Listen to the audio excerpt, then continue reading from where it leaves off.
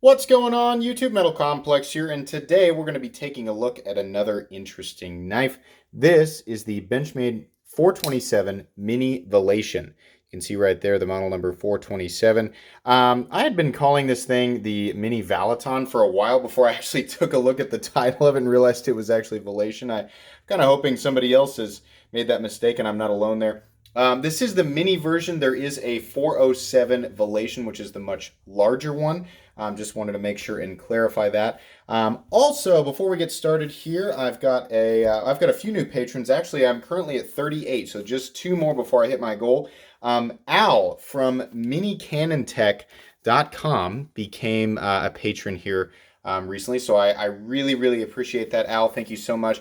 If you guys have a chance, go over and check out his website. He makes miniaturized cannons, and I didn't really understand. I mean, it's self-explanatory, but until I went to the website and saw what he made, I didn't 100% understand, and it's actually really cool. I had a lot of fun looking around and exploring your website. I honestly didn't know that miniaturized cannons were a thing. They actually fire and everything. They're really cool. So I urge you guys to go take a look at his website. Thank you so much for the support, Al. Anyways, let's go ahead and take some measurements of this not really all that small knife. Overall length of the Mini Vallation coming in at about 7.5 inches overall. You might call it 7.6 with that little glass poker on the end, little glass breaker thing. The blade length on this guy, I almost forgot to measure that. Blade length from tip to scale, you're looking at about 3 1/4. The actual cutting edge is probably about 3 1/8. In places, if you're measuring from the tip clear down to this part of the scale, you could call it 3 1/2. I'd call it 3 1/4. How about some size comparisons here real quick? Up against the Ontario Rat Model 1. Rat 1 is coming in at 8.6 inches overall. So you can see there it's, smaller than the Rat 1, but not quite as small as some people might have expected. How about up against the Spyderco PM2? PM2 coming in at 8.3 inches overall. How about up against the Benchmade Griptilian, or in this case, the Ritter Hogue?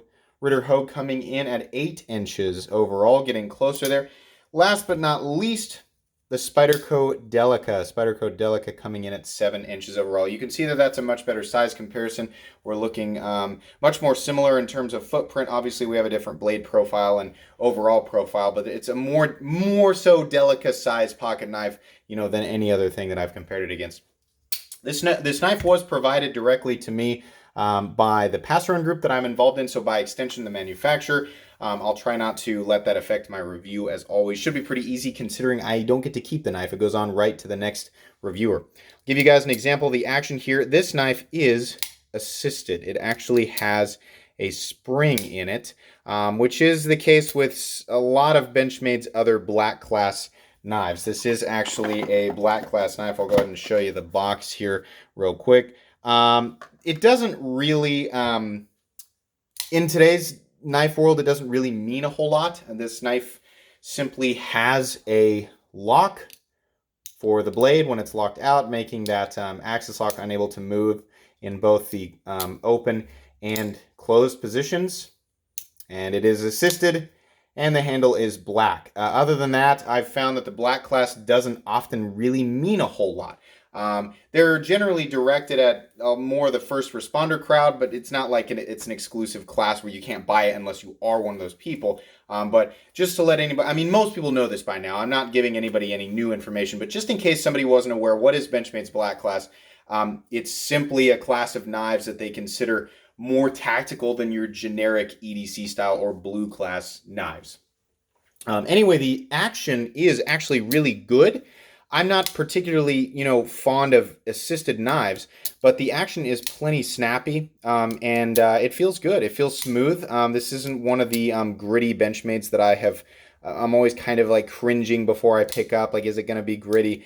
No, it's not like that at all. Actually, the action is plenty good. Let's go ahead and get a weight on this guy.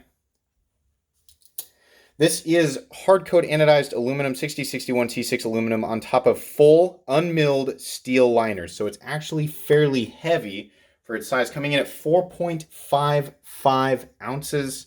Let's go again. 4.55 ounces. So 4.5 ounces. A lot of people are like, oh, for that size, that's really heavy. this is the way I look at it. I mean, if it's balanced, and it's with, like my carry preferences are between like 4 and 6.5. That's what I like. I don't really care how big it is. 4.5 ounces is kind of just 4.5 ounces for me. I mean, I can understand how some people kind of come to the conclusion that a knife that gives you more blade for the same amount of weight, might increase its tactical advantage, or so, I don't, whatever. Some people think that way, some people don't. I don't think that way. I don't have a problem with 4.5 ounces. I think it's balanced well, and 4.5 ounces isn't too much for me to carry. I'm more concerned with the footprint in my pocket, and we'll get to that. Let's go ahead and take a look at the blade here. What we have is a very lightly stonewashed harpoon style drop point blade made of CPM S30V, which is great. I do not like that they put the website on there. Why? Don't put websites on blades. I don't like that. Everything else is fine. The Benchmade logo, the S30V, in this case the first production run mark, that's all fine. Don't put websites, serial numbers, or any of that on blades. I don't like that. The blade itself looks really good, and I want to say the blade stock thickness is probably similar to the Delica. Ever so slightly thicker than the Delica, but I don't think it's quite 125 thousandths. The Ritter Hogue on the right is 125 thousandths. It's very close, somewhere between the Delica and the Ritter Hogue. You have a flat that runs out about 85% or so the length of the blade, and then you've got a nice long upper swedge. Really, really nice looking, typical Benchmade blade. I did notice that we don't quite have the toothy situation going on that I have, come to expect from a lot of brand new Benchmade knives. That's kind of nice. We also have a perfectly symmetrical edge. We don't have any real wonkiness outside of what to expect in this price range, so I'm happy with that. Typical Benchmade thumb studs that are ever so slightly in the cutting path, but not really, so that's fine. No jimping up top. Kind of would prefer that they had some up there, but not that big of a deal. You do unfortunately have these little teeny tiny sized screws that you see on like the Rat and the Delica and most Benchmade knives. I don't like those, but what are you going to do? The pivot hardware is actually underneath this front aluminum plate. That's one of those things where it's kind of like, it's not that big of a deal, but if I want to adjust it, I have to take the whole front scale off, so that's kind of annoying. Not really that big of a deal. Typical axis lock for Benchmade. Nothing really special going on there.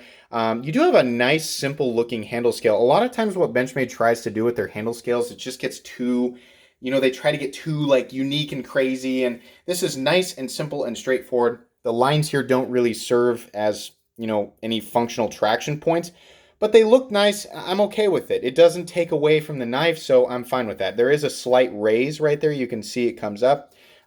Feels really nice in hand. In fact, this thing ergonomically is great. We'll get to that here in a sec.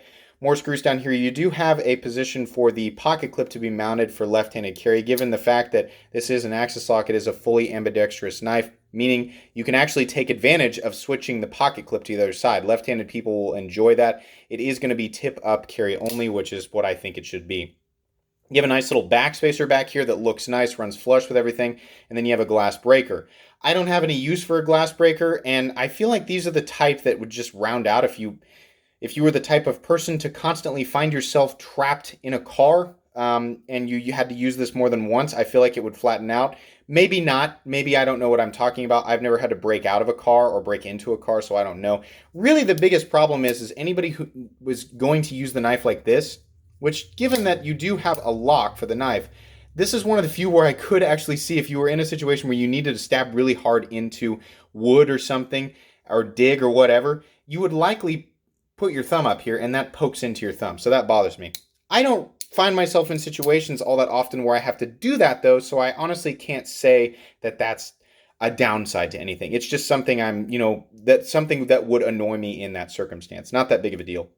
You have a Chicago screw construction here, so the screws actually screw into what you're seeing the head of on the other side. That's great. Don't have an issue with that. In fact, I kind of like it. You have Benchmade's very best clip, their deep carry clip, coming standard on this knife. That's awesome. Love that clip. It's literally just about perfect. And the other side is exactly the same as the front, so no issues there whatsoever aesthetically. Overall, this is a really nice looking knife. As I was stating, the ergonomics on this thing are great. This is what I would consider to be a medium knife. I can get all four fingers around the handle. It's very comfortable. I love harpoon notches. Gives you a nice place to rest your thumb, though I really wish that there was jimping leading up to this. It really would make me feel more secure, given that this is a, it's in Benchmade's black class, so it's a tactical knife. It might be considered to be a more hard use oriented knife, or a knife that might be used in a situation where you're not really exclusively using the knife exactly the way that a knife should be used. And if you're imagining, a police officer, first responder, soldier, somebody like that, oftentimes if it came down to it, they're really not going to be worried about the knife. They're going to be worried about getting whatever they need to get done. So basically what I'm saying is I feel like I would like to have some jimping up there to kind of lock my finger in place if I were one of those people, but I'm not, so I might not know what I'm talking about there. The pocket clip is it kind of digs into your hand, but unless you're going to be cutting all day, every day, it's like I always say, it's really not going to bother you all that much. It's really totally fine. One of the things that bothers me about this knife is that it is assisted. Some people like assisted knives. I don't, and I feel like assisted knives are you see it a lot in like Kershaw Speed Safe knives that are, not I don't want to say less premium. You see it in the Kershaw Speed Safe knives that are like between 40 and 75 bucks. A lot of the stuff that you can get at Walmart. Some people like that, but I feel like people buying knives in this price range, which we're going to talk about here in a sec, are not really interested in assisted knives anymore. The assisted knives are kind of some of the gateway folding knives for a lot of people. And then once we figure out how to manipulate all these different forms of deployment, we really don't need that feature anymore. And we find out that it's really not any faster or more convenient than a manual folding knife. The way that this thumb stud is set up, it's in plenty of a good place to deploy the knife if it wasn't assisted. I have a feeling you are able to de-assist this knife. I don't know. I'm not going to take it apart. It's going to go to another reviewer, but I'm pretty sure you can de-assist a lot of these knives and just make them fully manual.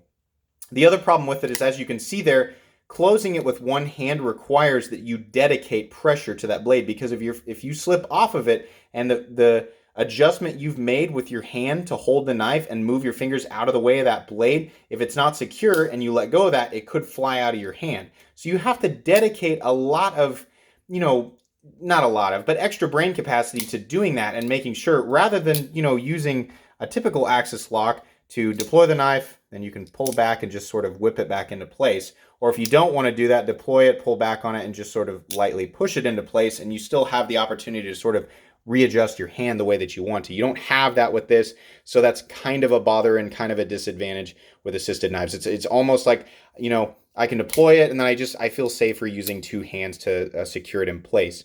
Beyond that, fit and finish on this is truly excellent. The blade is centered. Like I said, the blade is symmetrical.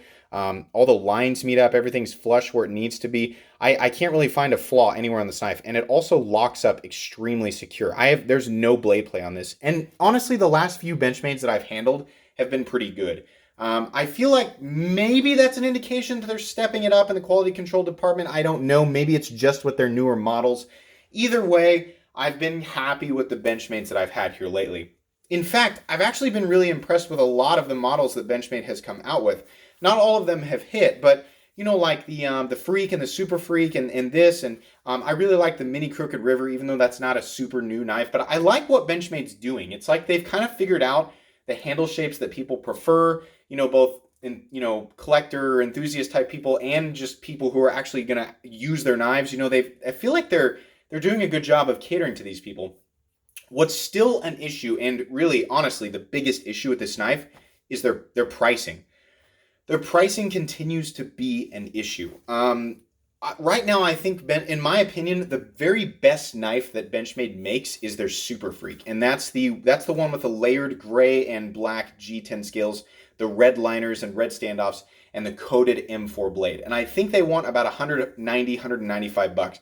I look at that and I think, that's a really nice knife. It's kind of like how I feel about the Shaman. The Shaman is a really nice knife from Spyderco, but it's overpriced, It's a little bit overpriced. It should be like 150, 155, maybe 160 bucks, right around where they had it before they bumped the price.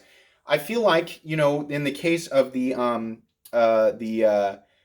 Freak, that it should be more like 160, 175 maybe at max. It's a little bit high.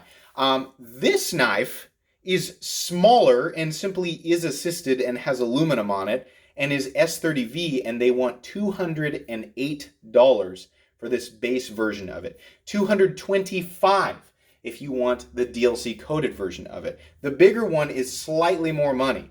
The 407 is 200 and what is it? $214 or something like that.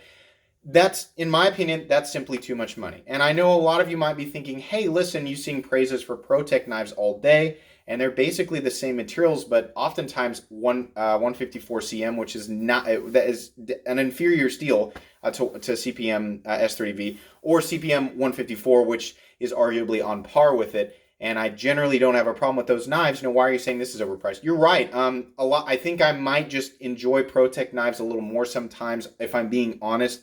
But I will admit that they definitely have some models that are a little overpriced versus the competition out there. I really like this knife. I like the design and the execution. I think it's excellent. I think this is a great EDC size. It's a little bit heavy and a little bit fat, but not to a point where it's not convenient to carry. In fact, the footprint on this guy is pretty good, even with it being a medium-sized knife. If you're okay with the price, then you're really gonna like this knife. But for $210, I honestly think there's a lot of other knives out there that are a lot better. And maybe I'm being a little bit harsh, but it's probably the combination of this thing being assisted and it's a little, you know, overpriced. Honestly, I think this knife would do a lot better for me in my mind at about $175. You could make the argument that I could say that about anything. Anything should be less expensive, and I do say that a lot, and a lot of people do. But this is kind of, you know, this knife and a lot of knives from Benchmade simply need to not cost as much. I'm not sure where they're coming up with this idea that their knives can cost this much, you know. This Ritter Hogue, for example, is very, very well constructed, very finely finished. It's made in the United States. It's G10 and steel and M390 and uses basically the exact same locking system. They just call it the Able Lock, and it's $155. So for the addition of aluminum and the assisted feature and this lock back here, I'm to expect that this knife is basically worth $50 or $60 more. No, I don't think so. It's just an overpriced knife. Maybe I'm being a little bit harsh. I cannot put this knife on my recommended list because I've experienced so much at the $210 point that this just isn't there for me. It's not something that I can openly recommend. I will say, again, it's very, very well made. I'm very impressed with it. I'm glad that at least this one seems to have excellent fit and finish. I hope it's an indicator of where Benchmade's heading with their quality control, but we need to get the price thing figured out. Like I said, if you like how this looks and you don't mind the price tag on it, you're going to be really, really happy with this knife. This is one of the better knives that I've seen come out of Benchmade here lately. So anyways, that's going to be pretty much it for my overview and review today. If you guys found this video interesting or at least entertaining or got anything out of it whatsoever, please leave a like.